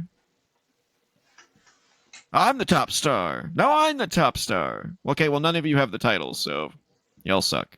You Yeah, know, we, you know what I mean? yeah. Well, you hit me in the back with a chair 10 years ago, so I'm still Yeah, mad about that. yeah. And then you did it again at WrestleMania. Fuck you. Yeah, it's like, yeah, I'm not. I've said it before, and I'll say it again. I'm just this feud just feels forced. That being said, though, my buddy that I watched WrestleMania with, he texted me after watching Raw and was like, "Holy shit, they just strapped a rocket to Braun Breaker." And I'm Yep. like, "Yeah, that's a good way of putting it. That's a good way of putting it. He is out. He is now a main eventer, and Yep. I don't think he's going back." Nope. But I think it's a good spot to put him because to me, he is ready for a main event title, but I don't think he's ready in the minds of a lot of fans yet. The more casual fans. So by putting him in the mix with Rollins and Paul Heyman and mixing him in with Punk and Reigns, well, yeah, you're going to be elevated by the people around you. So thought that was great. Do you think anybody else is going to join him? Um, I I do think To it would get the make more Heyman rub? sense to. Yeah, I think it would make more sense to have a third guy in there. I just don't know who it would be. Rusev, maybe. I feel like they want to go someone younger though. I have an idea. Who? Austin Theory. Yeah, Paul's said in the past that he really likes Theory. I think. I'm pretty sure you've said that he's gone on record. Yeah, sure. He's just floating, doing nothing with Grayson Waller because there's no tag team division. So yeah, I I wouldn't mean, mind that. he's got all the tools. He's got the look. He can go in the ring, um, but he's just kind of struggling with that comedy act with Grayson Waller. Yeah, it's not working. I think if you put a serious tone on him and have Heyman there to speak for him and put him in that group, kind of like what they did for Randy on Evolution, Yeah. something like that. Besides him, I would say like, Aleister Black would be cool. For him to make his return and join that group, that'd be kind of cool. I do wonder if people want to cheer him though. Although people want to cheer Braun, so that's a problem as well. I don't know. I don't know. WWE is very strange right now with its good guys and bad guys. It's very ethereal. They're not clear on that. They're kind of just like, yeah, cheer for who you want. It's fine. Definitely seems like that now, that they're just Yeah. so open about not being real. Mm-hmm. Almost like it's unreal, which is a great segment. Switcheroony. to our next segment, which is all about The Rock. What It about is that show? That new show that's coming this summer to Netflix? Unreal. WWE Unreal. Yeah. Yeah, yeah, yeah. A bunch came out about that show because at one point in the commercial for that show, there is a whiteboard in the community, or not in the community, in the meeting room, shot with Triple H and all of the writing staff in there, and people were able to de-blur it, I guess, is the best way to put it. Decipher what was written on the board, and it was like an entire other version of the WrestleMania card. Yeah, like a working card. Yeah, Work which in must have progress been. card. Yeah, nobody knows what the time frame for when it was, but it must have been before the Royal Rumble because Jey Uso wasn't even on the card. He wasn't even listed. So, yeah, it had to have been maybe even before Raw on Netflix. Like I don't really know. Probably. It was a while ago though. We're not going to go over that though. I writing changes all the time, so I'm not all that interested in that dissection of the whiteboard. I'm like, yeah, I mean, sure. Yeah. Plans change all the time. I don't really know how important that is to look at. That being said, though, we haven't talked about it on the show, but Triple H had like a really crazy interview before WrestleMania, where he was kind of going off on fans and calling out critics and saying how much bullshit it is that people like you and I break down the shows and how they're written and don't just enjoy them. You know, and I think he's right in one sense, but he's also very wrong in another sense. Very wrong in that it's people like us that mix the pot. It's people like us that enjoy the creation and business aspect of the company and of the business itself, of the industry. It's not just once. That's the problem with wrestling, is that once you know it's fake, and again, fake's not the right word. Scripted. Once you know it's scripted, right, predetermined, predetermined. It's hard not to think about the decisions that are made. You know, it's hard not to want to take a peek behind the curtain. It's hard. It's hard not to think about interested. What would I've done, or what would I have liked better. What did I like about it? What didn't I like about it? Which I don't think is that much of a stretch to say it's not that much different than any other TV show. I mean, look at all the people that watched Game of Thrones and said the final season was absolute bullshit. Right. It's like, are they bullshit for calling that out? Triple H? You know, I don't think they're wrong for that. Sometimes writing is just bad. That happens. Now, I think part of that, and maybe even a big part of that, was him trying to get out ahead of what was going to happen at WrestleMania, knowing that it was going to go over like a fart in church. Yeah. So we talked a little bit about how I think we agreed on this. We didn't go too deep into it, but I think you and I both agreed that something strange is going on behind the scenes. We're not sure what, but something odd is going on. Maybe some sort of power struggle, creative struggle, something's going on. Because up until Elimination Chamber, maybe even up to Royal Rumble, it seemed like they just were cooking with gas, and they just kept throwing more gasoline on the fire. And then we got to the Royal Rumble, and everyone was like, "Oh, Jay won. Okay, sure. Oh, Charlotte won. Okay, sure." You know, and so we got a little wobbly, and then we got to the Elimination Chamber, and it was amazing. But then people were like, "Oh, why was Travis Scott there? That was fucking weird." And then like all of the post Raw and SmackDowns after Elimination Chamber, it was like just a downhill slope after that, and you're like, "What is happening?" It's like they don't have a plan. What is going on? So I do think something is going on. I'm just not entirely sure where the problem is. And so I watched the Steven Richards show. Stevie Richards, sorry. Props to them for what I'm about to say. I don't want to take any claim that I had this theory. This is entirely their theory. But it definitely seems like The Rock and Triple H are not on the same page. Right. And I don't know. Well, let's go into this interview that The Rock had with Pat McAfee, because it's pretty interesting. It's pretty telling. So I don't have direct massive quotes or anything here. I just have sort of a breakdown of stuff from the interview. So, number one, we know that The Rock was not at WrestleMania. He was not booked for WrestleMania, and we both thought that that was very strange. It just seemed obvious that he was going to be there, and then when he wasn't, it was very confusing.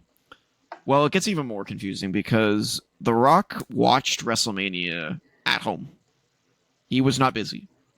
He was not booked for it, and he was at home doing nothing. He was watching the show. Right. He was not filming a movie. 2 days after WrestleMania, he was on the Pat McAfee show. So he could have been there. He wasn't even on site for WrestleMania, which to me, and again, some of this stuff is from the Steven Richards show, so don't say that I'm stealing their ideas, because I fully admit that a lot of these things were pointed out to me by them. But the fact that he didn't even show up at WrestleMania, I don't even think he showed up at the Hall of Fame, if I'm mistaken. No, I don't think so. Which, when you're the director on the board of TKO and you don't show up for the Hall of Fame or WrestleMania, it's a little strange. It's a little odd. You know, Nick Khan was there, Triple H was there, John Cena was there, Shawn Michaels. There was even some TNA guys in the crowd. Like, there was a lot of people in that crowd. Oh, am I here, though? I know you're still talking, though.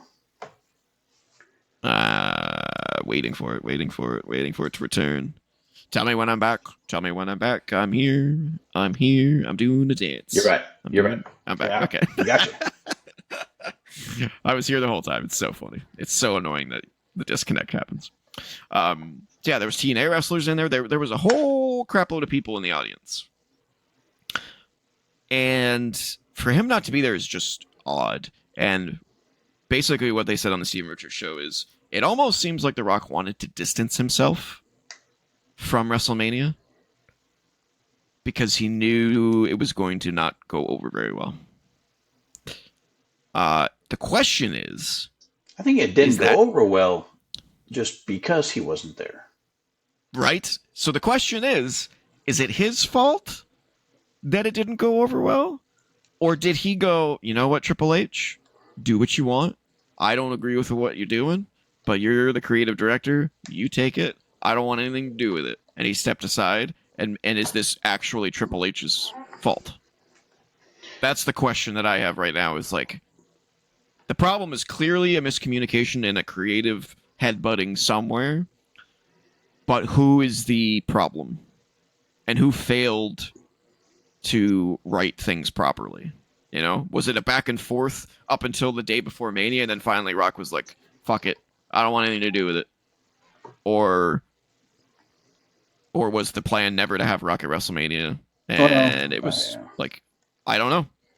It's so tough to say. According to The Rock, though. Yeah, I mean, I guess we can only go by what has been said.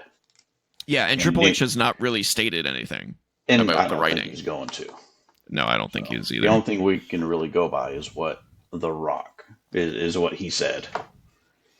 Yeah. I mean, do you know basically the gist of the timeline that he put out, of what The Rock put out? I know that he said. What do you want me to I know he said that he absolutely loved Night One's main event. But he would have gotten there differently, whatever that means. Now, Night One's main event, I thought was really good. I don't personally think the ending was that great. I mean, he said what he said was he knew who was going to win all the matches. They just Yeah, didn't know how the matches were going to go. right. No problem with that at all. No, I mean it's not his problem Yeah. to deal with that. He did address the Travis Scott appearance, noting that many assumed that The Rock would also be part of that final match. He said in hindsight he would have adjusted or finessed things a little more to avoid confusion and better manage expectations. This is where he loses me a little bit because I'm like, dude, okay, I might go on a rant here a little bit. This is where he loses me, and this is where it makes no sense. The entire point of the story was Cena sold his soul to The Rock, and The Rock wanted Cody's soul, but he got Cena's instead because Cody wouldn't give it to him, right? There's two major problems with that. Number one, Cena already won the Elimination Chamber. He didn't need to sell his soul to The Rock. So what did Cena get out of his selling his soul to The Rock with? Like, what did he get out of it? Because The Rock didn't come at WrestleMania. He never showed up after the Elimination Chamber. So what did Cena get by, quote, selling his soul to The Rock at Elimination Chamber? Because it seems like he got nothing. But if you listen to what Rock said in the interview, Cena turning heel had nothing to do with Cody not selling his soul to The Rock. That those were completely separate. Cody not selling his soul to The Rock was something that they can come back to at some point in the future. Rock was only there at Elimination Chamber as a favor to Ari Emanuel, the owner of TKO, to sell more tickets because ticket sales were soft for Elimination Chamber. Which I also have a problem with. I'm sure you do. Because there's a reason that the tickets didn't sell well in Canada. It's because your prices were outrageous. Yes. Absolutely outrageous. So, Nosebleed seats for $300? Go fuck yourself. yeah. You So, idiot. Rock had the idea of, okay, well, Final Boss wants soul, so he's going to be there to offer Cody to sell his soul to The Rock, to the Final Boss. So that's why he was there for that. Yeah. And then after that happened, that's when Cena turned heel. Right. Now, supposedly, from what he's saying, those two were separate. However, you had Cena, The Rock, and Travis Scott leave together, pose in the aisleway as a show went off the air, making it look like they were all together. That they were all together, and that Cena really did sell his soul to The Rock. Yeah. So maybe that's what he means by he would have adjusted or finessed things differently to avoid confusion and manage expectations. Because every expectation that was set was Rock is involved in this heavily. Yep. Now, if truly they were separate, they were meant to be separate, the Cena heel turn has nothing to do with The Rock. That needed to be made clear at any point. Yeah. Now, and if they had done that, if Cena had come out and said, it's got nothing to do with The Rock, it's got everything to do with me turning on the fans and blah, blah, blah, blah, blah, it's got nothing to do with The Rock, that you could have managed an expectation of Rock not being there at Mania. Yeah, yeah. I think the fact that The Rock was there during the heel turn was the problem. Right. Now, to manage that, you could have had, as soon as Cena turned on him, kicked him in the nuts, started beating him down, The Rock and Travis Scott leave. you don't have them leave together, right? Yeah. Yeah. Um, but you had them all leave together, making it look Yep. like they were together. And posed together. Yep. Yeah. Yeah. Yeah. Now you didn't have anybody mention The Rock. Or Cena didn't mention The Rock until the third time The he was in there. final. And it Yeah. wasn't even him that did it, it was Cody that did it. Yeah. And Cena never denied that he was with The Rock or wasn't with The Rock. So Yeah. they never managed an expectation that The Rock would or would not be there. Yeah. Yeah. Now what made it worse at Mania was the fact that Travis Scott was there. Yeah. Because as soon as he showed up, it was like, oh, well, The Rock's coming out Yeah. after him. If And then he didn't. if Travis hadn't been there, I think you wouldn't have had the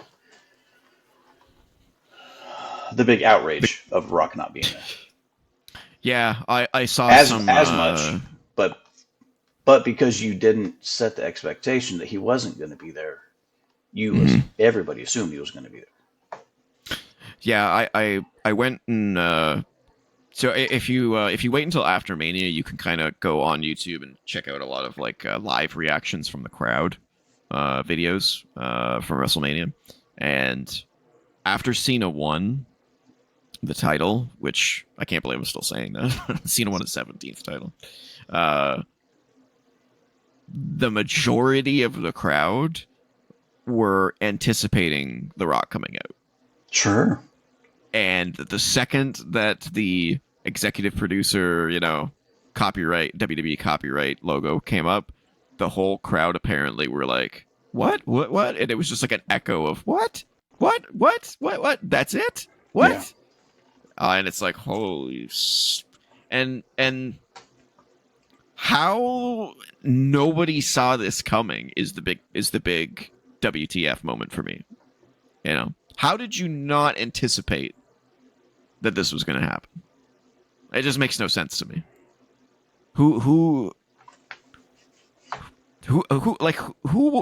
there wasn't a single human being in that company that would have not understood that the crowd was going to be expecting The Rock. There's nobody there that would have not thought that. So why did they not come up with something better than just a Travis Scott intervention? It's I don't know. So confusing.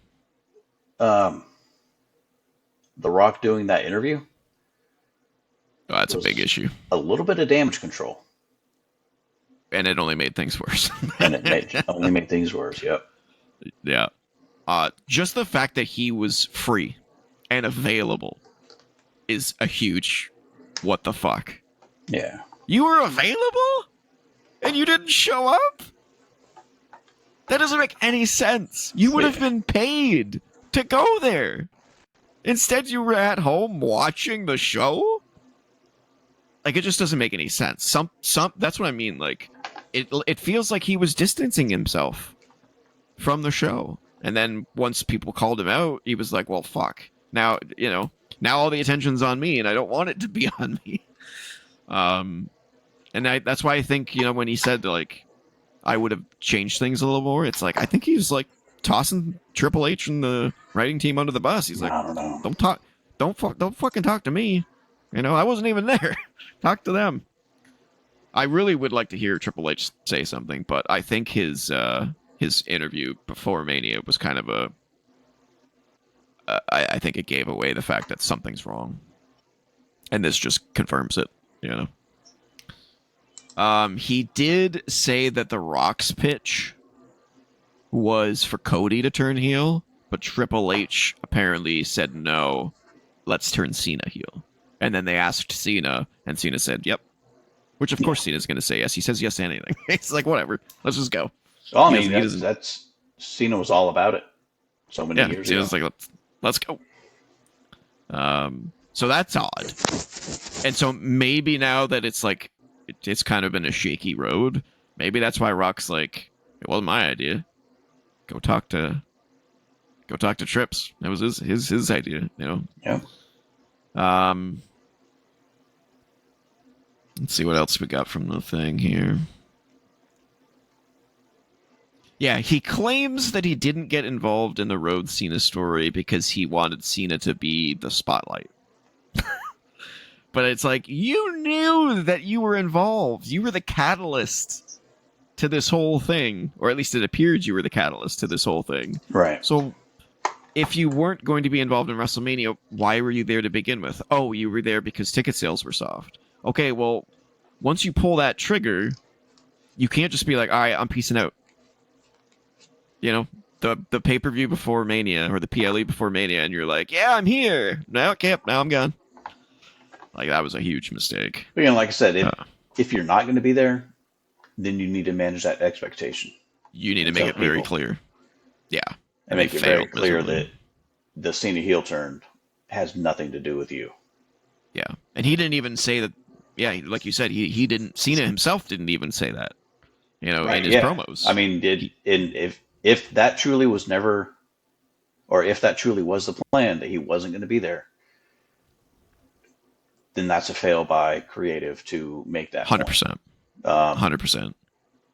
But that Cena should have been like, this has nothing to do with The Rock. Yeah. This has everything to do with you. Yeah. And then that would have made more sense. But at no point did he even mention The Rock. Right. And maybe they thought by not mentioning The Rock, that would make people forget. But wrestling fans don't forget. Right. So I mean, do we believe The Rock? I don't know. But unfortunately, that's the only thing we have to go on. Yeah. Yeah, I don't think he's telling. There's two sides to every story. I don't think he's being fully truthful, but I do think he's being partly truthful. And I do think that there's definitely some creative tension somewhere.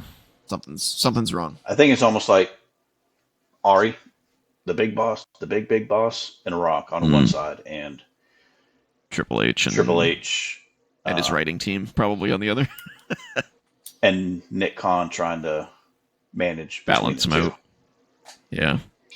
Well, here's my thing: is if you see everything smooth out over the next 3 or 4 months, I think it's definitely a situation of Ariel and The Rock showing up during WrestleMania season, tinkering, and then peacing out, and Triple H getting frustrated with, he works all year, to make great builds, and then The Rock and Ariel come in during the biggest time of the year and start corporate mingling.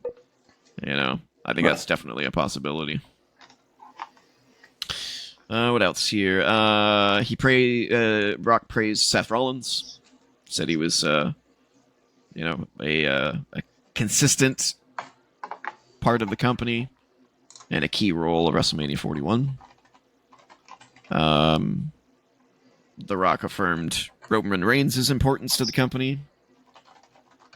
And he also provided some strong praise for Jacob Fatu and Braun Breaker. Yep. And that's about it.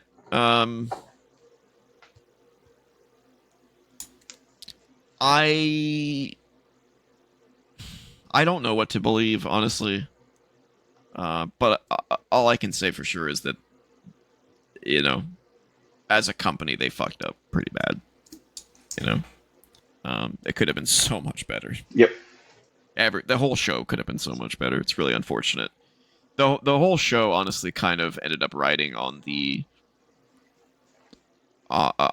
performers, backs to carry a great match with shitty builds or outcomes that were not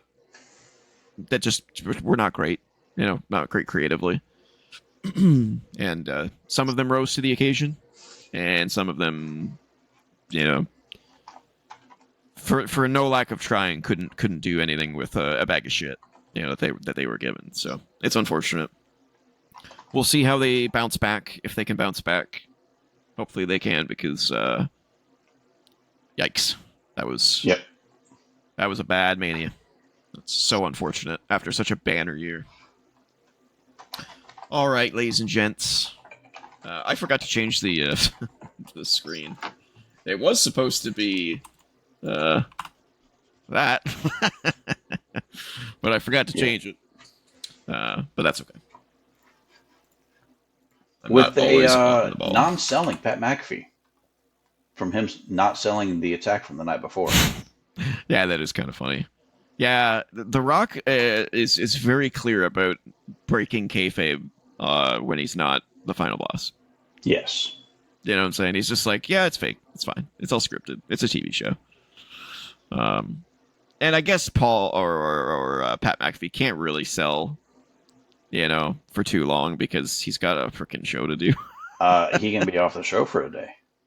Oh, the Pat McAfee show featuring no Pat McAfee. I I mean, don't know how that would go down. he got choked out. He did. He was walking around though after he did, and Yeah, but he was coughing talking. and he couldn't talk. He was. Yeah. Couldn't really breathe. The real question will be: is he on Raw next week? That's the big question. If he's not, then I agree with you. Now he had Heyman on Monday. Mm-hmm. Yes, he did. Heyman said some pretty controversial things. Oh yeah. That kind of put fill me in. That kind of seemed to put Pat in maybe some hot water with ESPN. Oh. Talking about lawsuits of Pat when Pat got sued. Paul was talking about this? Yes, he was talking trash. Why would? He was talking trash. Oh no. Yeah, I mean, saying something about one of the ESPN people, Shannon Sharp, talking about his lawsuit. Mm-hmm. Saying something to, talking trash to a couple of the fans that were behind them that were kind of heckling. Pat seemed very uncomfortable during parts of that. Interesting. I'm sure it could be totally unrelated, but I definitely might recommend going back and just looking at that interview with Paul. Okay, I'll check it out. Interesting. He definitely said some things that made Pat look really uncomfortable. Huh. Wonder what that was about. Yeah. I wonder if Paul just went too deep, or if he just kind of went off the cuff. Yeah.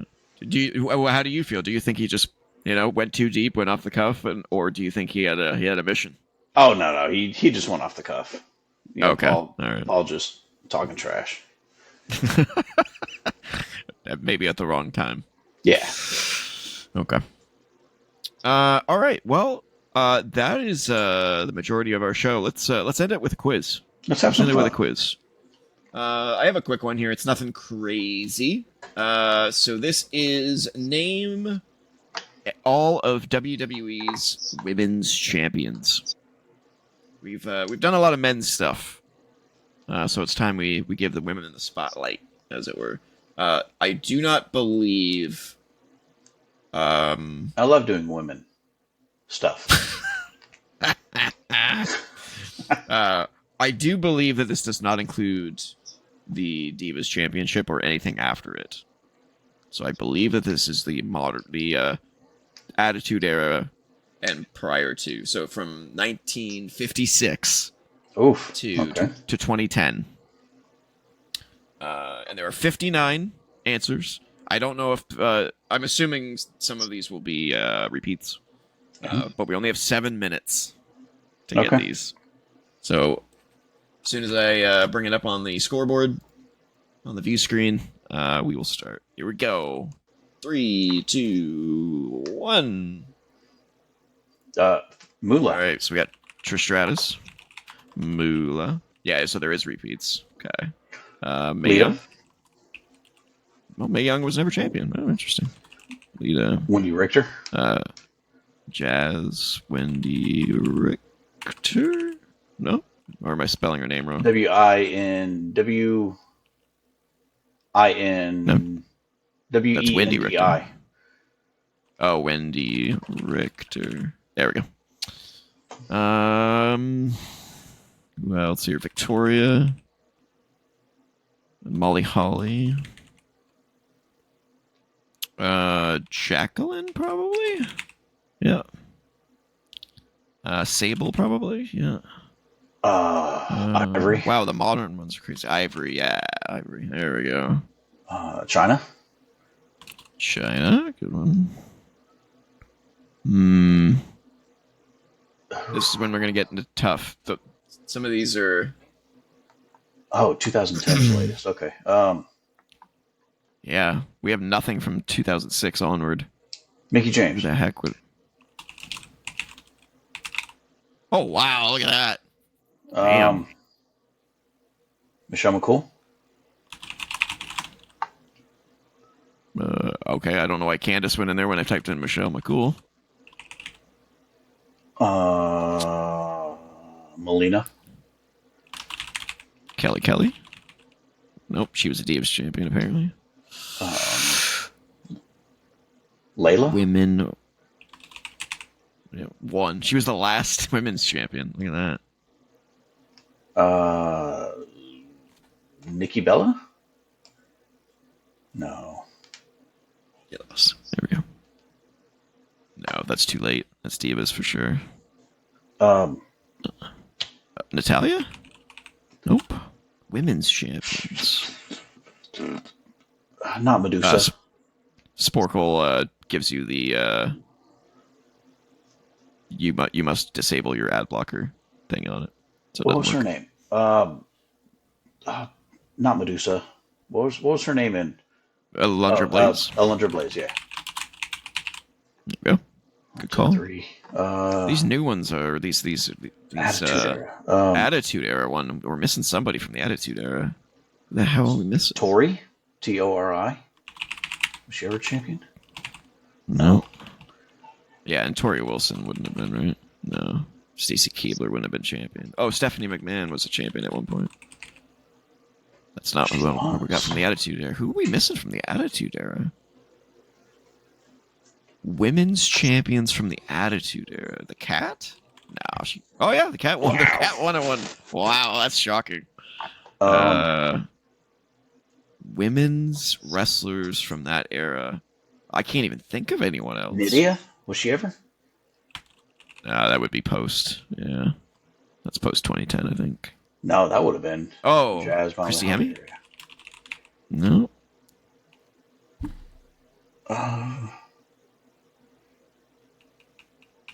Yeah, women's title. Yeah, we got Molly Holly.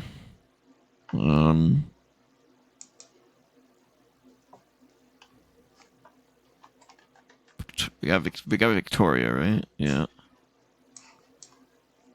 Like the big names we have. So who are we missing?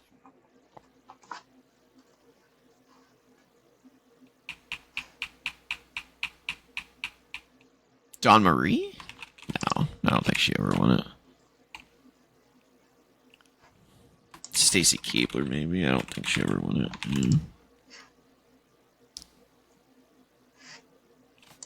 What women are we forgetting? We're forgetting somebody big, I think. We've got to be. Who the hell would it have been? From the Michelle McCool era. We tried Tori Wilson, we tried Stacy Keibler. And the Attitude Era one, that one's throwing me for a loop too. The Sensational Sherry, was she ever one? No, I think she was always a Oh yeah, she was. Wow. That's crazy. She's a manager. That's she was a wrestler. These modern ones are driving me crazy. What women were there? Who are women tough enough people?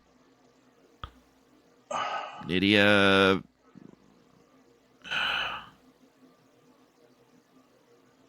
Can't think of anyone else.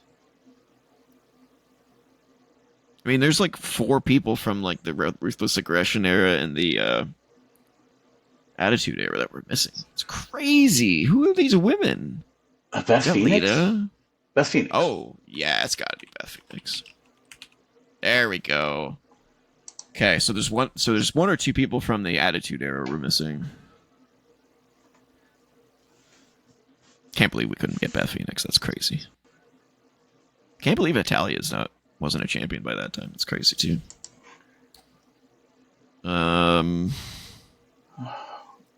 This ad in the bottom is just driving me nuts. Uh, what was the Anoa'i woman? Nia Jax. No. Old school. I don't think there was one. Milani or something like that. She was shit. Yeah, she was from the Anoa'i family. I don't think there was one. I don't know. She was inducted into the Hall of Fame recently. Tamina? The Rock inducted her. No, she wouldn't have been champion. Yeah. 2003 is the most recent one we're missing. Damn. All right, I don't think we're getting it. Nope. Thank you. All right, let's see who we missed. This one in Buffalo in 2003 is going to drive me nuts. Gail Kim. I did not realize she won one. Hervina, I don't remember. Deborah Deborah Bertha won. Faye, that was it. Oh, and Bull Nakano, that was the other one. Bull Nakano, that's right.